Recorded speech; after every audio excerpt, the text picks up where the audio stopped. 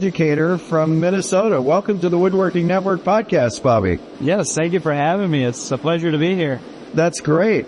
And I was talking to you before we came on here, and you are involved in a lot of different interesting projects, but I kind of want to go back to the beginning. How did you get involved in woodworking to start with? Well, my dad was a woodworker at first, so he built the cabinets in our house and all kinds of other little stuff for my brother and I when we were kids. And so that's just kind of my foundation. As I kind of matured and went through high school, I had an amazing shop teacher and an amazing woodworking program. After that, I decided I want to be a teacher, and I started out in history. I thought I'd be a social studies teacher, and during the summers, I'm working summer jobs in roofing and painting and deck building and maintenance. And I had my own company for a little while. It was called 3M. Have you heard of it? Miller Maintenance and Mowing? You haven't heard of it? Okay. I think there's another 3M. Yeah, there might be. So I did that, and once I graduated from the U of M, at the University of Minnesota, that is, I had a history degree, and I was still thinking teaching, and so I went into their tried to go into their teacher program. It wasn't accepted. And so I kept on with the painting company that I was at, started my own business, and I could substitute teach. And so I got lots of professional education doing substitute teaching. And a couple woodshop teachers that I'd sub for took me under their wing and pointed to the program at St. Cloud State to get certified. And so really my woodworking career started when I became a woodworking teacher. Interesting. Which is not ideal, right? No, well, but on the other hand, they say that the best way to learn something is to be forced to teach it. Yes, that was, I guess that's what you could say. So that was 7 years ago. I've since advanced quite a bit. I've taken jobs in cabinet shops local to my house. I'm into this stuff big time. I've done lots of epoxy river tables. Our program has got lots of CNC machines. I've been now with 2 different districts and 3 different schools, I should say 4 different schools. And so I've been in a lot of wood shops professionally and in the educational world, and I dig this stuff. So now the level you're talking for the shops that you're teaching in, this high school programs? So predominantly I'm coming up on my 10th year of teaching, and so all but one have been in high school. That was, that's great. That was the COVID year, and we were largely remote the entire time, and it was a good eye-opening experience into a middle school wood shop. I can't match that energy. How do you teach woodworking remotely? It doesn't work very well. And funny enough, that came at the time when my daughter was born, and I say it wasn't good for any of the kids except one, my kid. So I was home. I actually did a lot of cool projects in my garage, but then it got to the point where it wasn't really fun for the kids to watch me have the fun. And so I stopped doing some of the videos. I tried to put more CAD involved, and that's hard too when you've got just a Chromebook as far as what the kids have access to. So it's Tinkercad. It's watching some of the demonstrations on some of the larger softwares. It wasn't a good thing. It wasn't a good time for the woodworking education industry, if you ask me.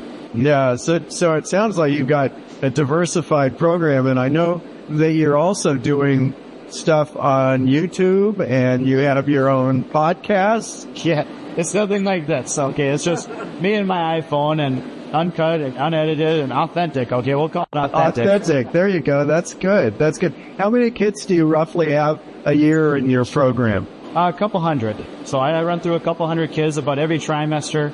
I'll have 4 classes that are about 24, 25 kids. So I guess that's about 300 a year. I misspoke. I'm not a math teacher, though, so don't hold it against me, okay? That's all right. We're here at the International Woodworking Fair in Atlanta, which, for those of you in the audience that have never been there, it's a huge show, it takes up the entire Georgia World Congress Center, 3 huge halls. There's more than 1,000 exhibitors. I think there's something like 20,000 attendees. This is, I know, your first time here. Yeah. And you came here working with a machinery company that you're helping them sell. What's your first impression about this show? This is, to say drinking out of a fire hydrant is underkill. Okay, this is like dying and going to heaven. I'm like the kid in the candy store. Like, this is amazing. And I'm so grateful that Safety Speed is sponsoring me to be here, helping them sell. I'm helping with their marketing, and I trained some of their staff at the woodworking seminar over the summer, and we've been doing a ton of stuff. And I think the world of Safety Speed, they're actually donating an SR5U panel saw, a sound router combination machine to Coon Rapids High School. And that is just way above and beyond what I've ever expected. Typically over the summers, I'm working cabinet shop jobs because that's my skill set. And while I enjoy that, this has been a lot more fruitful for my career at this stage of my career where I'm not so much in the learner seat anymore. I've done commercial, residential, big time custom cabinet jobs, and I've also made the cabinets for the break room at work. So I mean, I've had the span of experience, and now that I got to make up those paychecks in the summer there I'm not paid, right? So I got to do something. And so Brian Donahue, the president of Safety Speed, is connected with Coon Rapids High School via our apprenticeship program. And he was just instrumental in thinking this through of how this could work and what it would bring to my program. And I'm doing as best I can to bring as much business and whatnot to Safety Speed. Well, that's great because, you probably heard that so many folks in this industry say they can't find skilled employees. And, we have talked a lot on this podcast and in our publications about having a better partnership between the industry and education. And it seems to be difficult to get that done. What do you think is the way that we can do that to make that work? I'm encouraged after this fair. I thought it was all going to have to be me before I came here, but luckily Brian Donahue is on the National Woods Board. And so I like I said, I've got my own podcast, Mr. Miller's Wood Shop. All my stuff is Mr. Miller's Wood Shop too, by the way, if you're looking for me. Because of the kids, right? They call you Mr. Miller. Yes. Wow. Yeah, I kind of thought, how can I write this out to where it can be mine and it can be kind of geared towards the educational side. So, and I'm the only one doing it. I'm the only one who's got a Mr. Miller Wood Shop, so it was easy to find the Gmail account and all that. I'm not trying to have lots of extra work for myself. But to get back to your question, I was so encouraged when I went to the National Woods Board's conference, one of the educational pieces here at IWF, and I was actually stewing the entire time because as the presenter was going, Tom was his name, I am just jumping in my seat because on one of my first podcasts, I talk about my mission and vision and the presentation that Tom gave for the National Woods Board. Thomas Allott, who is the chairman of the board for the National Woods Board. Yeah, and he's also an educator at Stiles University. Yeah, so while he was presenting, I am just thinking this is an echo of everything I said in my first podcast. And he had data and he was far more articulate than I was trying to say there's a divide here, there's a wall here between industry and education. For instance, a teacher that I revere had not heard of IWF. He is on the cutting edge of education. He's in the biggest district in Minnesota, and he had not heard of IWF. How does that happen? And just all the other this is the biggest woodworking show in the Western Hemisphere. Yeah. There's not many bigger than this in the world. No, so yeah, that's great. And it's been frustrating for us who have been in the industry for decades that we keep talking about this same problem and the same challenge, and it's tough to get industry and education together working to solve basically the same problem. And it's a long-standing divide. Yeah, it's really sad too because the educators now don't know the opportunity that's out there, and a lot of times we're not setting up with the skill sets to be successful. So I was shocked at the amount of robotic arms that were here. And we've got a robotic arm educational piece in our school where we have them use it and program our robotic arms, but I did not anticipate seeing those here.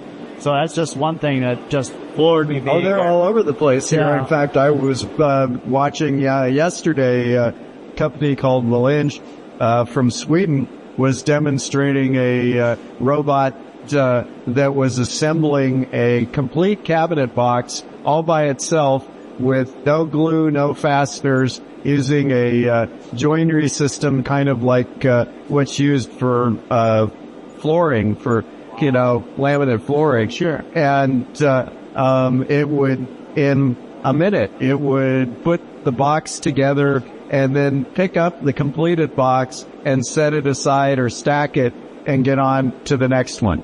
in a way, that's kind of sad because that's a problem caused by the shortage of skilled labor. Right.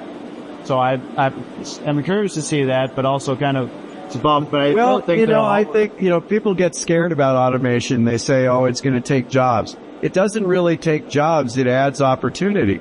It takes away menial jobs and repetitious jobs that most people really don't want to do anyway. And then it gives more room for people doing the high value, high skilled jobs so that you can have more in both. Yeah, I completely agree. We've got 5 CNCs at Coon Rapids High School. That's great. That's got to be a record, I think, across the country. We've even got a handheld CNC, that Shaper. The Shaper Origin, yeah. We got one last year. It's a little bit over my head at this point right now. We've done some cute little bow ties and things like that, but boy, it is remarkable what's out there. And so to keep up with this moving target of where the industry is at, I think we got to be coming to these shows as educators. Well, I think too that's because that illustrates the real divide between industry and education is that they don't know enough about each other. And educators in particular, there is a long history, and it's not everybody, but there is a long history of trying to force kids to get into a track to a 4-year university. Yeah. And also there is a long-standing misperception of the woodworking industry as being somehow dirty and dangerous and terrible and low tech. And it's none of the above, if it's done right. And you walk in this show and it's the highest of high tech all over this show. And I don't think that the education community by and large gets that. Yeah, I'm right there with you. And it's tempting too as an educator to set up your program, to have your plans that you do and not touch it again. And that's where I want to avoid, and Safety Speed has empowered me to do this. So over the summer, I create woodworking plans for my students, and I'll give them away to teachers or anybody else who wants them for free. I'm never going to ask you for any. I'm going to try to make $4.99 off of my woodworking plans like some of these folks. And what I think my methods are unique is, and unconventional, is that after safety training, we go through about 2 weeks of safety where I'm hand over hand with the kids on the tabletop, bringing that anxiety level down. And once they've proven they can do it, they test it out, and I've got some parent liability waivers. Then I give them a woodworking plan similar to this.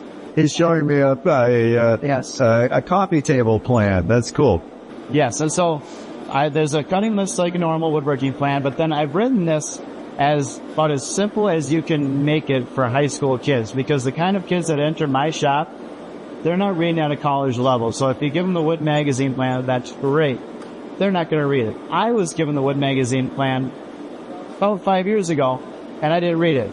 Okay, I've looked at the picture, I figured it out. I'm naturally kind of a problem solver, and I find a lot of my students are that way too. And so what I've broken it down for kids is that exact step that they're on, they can read through the bullet points. I mean, they're written about a 6th grade writing level, which is probably where I'm at. But then I've got a QR code right here that links to a YouTube video of me doing that exact step. Now, here's the controversial part. I've stopped doing live demonstrations in lieu of this, and I've found that it is far more efficient and effective. If you imagine your typical demonstration where you're watching a professional, he's going to get things set up, he's going to put in all the screws, and so I've got, like right here is my coffee table plans. It's my beginner project in the series that Safety Speed sponsored me to drum up for them using their equipment. Here's a step where they're actually standing up their table. One of the most exciting things, like when your kid starts to walk, they're standing up. This video is less than 5 minutes, and I could not do that demonstration live for you and everybody here in under 20 minutes. Right. Okay, so I have fast forwarded it, I clipped it tail to tail. I don't have to talk to those guys over there that are talking in the meantime. Right. I don't have to say, oh, hey, I forgot the bid, I'll go get this. No disruptions, yes. I say perfect. Some of them I have some bloopers and outtakes and, that kind of come in the video too, but that can kind of be a fun. So can the general public access these videos? Or are they on YouTube? Yes. Yep. It's all under Mr. Miller's Woodshop. Mr. Miller's Woodshop on YouTube. Yep. Yeah. Feel free to check that out. And, I'm a rookie at this as far as the online world and trying to create a presence. but I feel like I'm a decent woodworker. And so I've started editing these videos so that they are short, so that they are to the point. And I find that this works in my class because now that kid that is ambitious, that wants to work ahead, doesn't have to wait for the rest of the class to get through what they need to get through. So when he's ready or she's ready, watches a video. A lot of times I tell them, watch it at home. And then when you get here, just right away. And in the videos, I'll tell them where the screws are, where the jigs are, where the patterns are in the room. So it is kind of specific to my shop, but I'm not opposed to anyone else using this method. And I've talked to a couple other teachers that do this method. They're just kind of hush-hush about it. I almost lost my job doing this because they looked at this, oh, you can't be doing it this way. You got to give live demos. And it's not like I'm kicked up in my office drinking coffee. I'm fixing equipment that's broken. Right. I'm helping kids that are scared. Right. I'm dealing with behavior issues like everybody. You can pay closer attention to all of your students. This method, I've cloned myself 30 times for all the kids in the classroom. Each time they want to go to the next step, they can. Now, I'll have some stop signs and things like that before they rip it on the CNC. But at that point, I don't, sometimes it's cheesy. Like I want them to watch the videos, so I won't ask them like, okay, what is your datum level? I'll ask them, what color was my shirt in the video? Or what song was playing in the background? And a lot of times I'll mention that in the video too. Like, remember, I'm wearing a red shirt right now. Go Cardinals. Red, Cardinal red. Right. And so they kind of pick up like, okay, so they don't have to go back unnecessarily. That's the test. I'm trying to be as little of a gatekeeper as possible. Once they're through safety, I'm big on safety. I'm 10-finger club member for life. They do not ever take their safety glasses off in my shop. I tell this story too about how I was shot with a nail gun in the shoulder taking attendance. So I don't care if you're just sitting down doing your math homework, you're going to wear your safety glasses in my shop. Because if I can get shot in the shoulder with a nail gun taking attendance, something like that could happen to you too. Now tell me, do you have, we're talking about trying to get kids to get to a level that they can be productive employees in industry. Do you have any success stories to share of kids that have gone through your program and have actually made a career of this or started a career or just even got a job? Yep, I got 3 stories I can tell you. So a classmate of mine is actually the number 2 at Lakeside Cabinets, our cabinet shop up by where I teach, up in Minnesota. And he's the number 2 there, and he's only a couple years older than me, so he's not that old if you ask me. And he's got a wife and kids, he's got a comfortable life, and we go and tour their shop a couple times, every couple of years.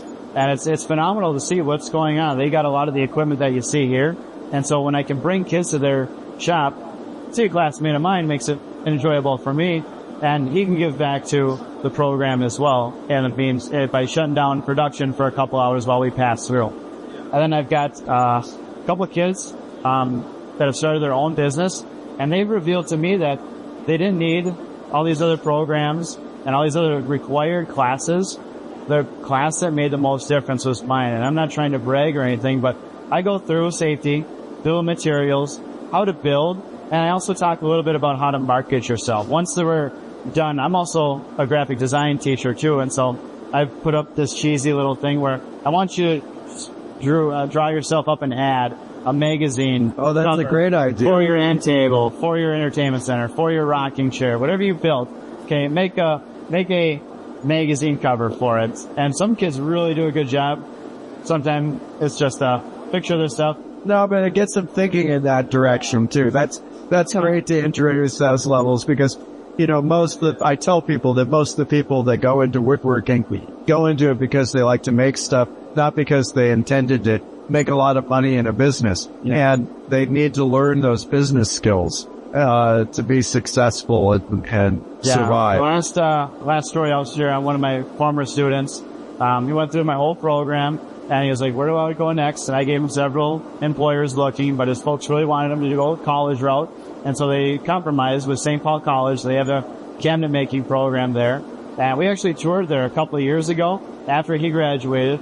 And it was great. We were in their shop. He wasn't actually in the class at the time, sadly, so I wasn't able to connect. But I found his locker where, all his stuff was stored and his tools and whatnot. And I tested it and it was open. as though I just trashed the thing. And then I wrote, it's good that I wrote something about like, it's great to see you being successful, because the teacher had nothing but good things to say about him. And I thought, this is going to be funny. He's trashed my shop for 4 years. Now I'm going to come back and just goof up. And I just moved a few things. It wasn't like I totally ruined anything or stole anything. I He just knew that Kilroy was there. Oh yeah, he knew that Miller was there. That's for sure. Yeah. That's great. Well, I wish you a huge amount of luck in this, and anything that we can do to get you involved in the National Wood Sport or any of these other things, or help you with industry contacts. It's great. I love the innovative way you're using video and that sort of thing. There's a lot of great things that you're doing that I think are techniques that can be shared with the rest of the industry, and more power to you, Bobby. Yes, thank you. I appreciate it. And if anybody is interested in following up, I'm not making any money on this, but all my Instagram, Twitter, LinkedIn, Facebook, YouTube, podcasts on Apple and Spotify, it's all Mr. Miller's Woodshop. It's Mr. Miller's Woodshop. That's great. I wrote it down here, so it's MR WOODSHOP. Great. In case you can't spell like me. Well, that's great. One of these days, I'm going to have to get up to your shop and visit. I'd love that.